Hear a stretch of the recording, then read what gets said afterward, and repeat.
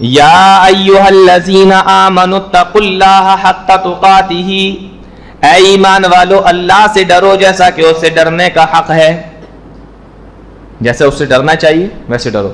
اور آگے جملہ دیکھیے، وَلَا تَمُوتُنَّ إِلَّا وَأَنْتُمْ مُسْلِمُونَ، اور تمہیں موت نہ آئے مگر یہ کہ تم مسلمان ہو، یعنی تمہیں اسلام کی حالت ہی میں موت آئے، تمہیں مسلمان ہونے ہی کی حالت میں موت آئے. تم اللہ کے فرما بردار ہو، جب تمہیں موت آئے تم اللہ کے فرما بردار ہو، یعنی مسلمان ہی کی حالت میں تمہیں موت آنا چاہیے. تم لوگوں کے لیے نکالے گئے، کنتم خیر امت اخرجت للناس، لوگوں کے لیے تمہیں بنایا گیا، لوگوں کے لیے تم نکالے گئے. کیا مطلب؟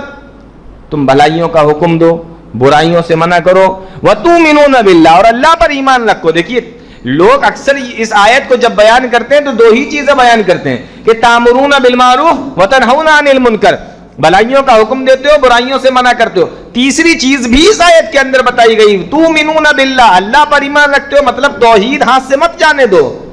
توحید اگر نہیں ہے تو بھلائی کا حکم دینا، برائی سے منع کرنا کوئی فائدہ نہیں ہے. تو پہلے توحید، اللہ کی توحید بھی ہونا چاہیے.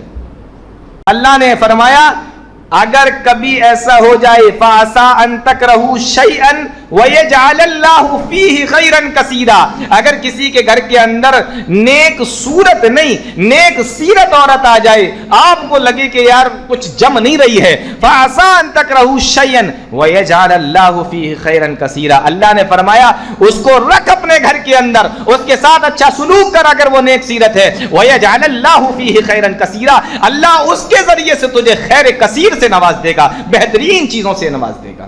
السلام علیکم ورحمۃ اللہ وبرکاتہ. الحمدللہ رب العالمین والصلاة والسلام علی رسولہ الکریم وعلی آلہ وصحبہ اجمعین، اما بعد.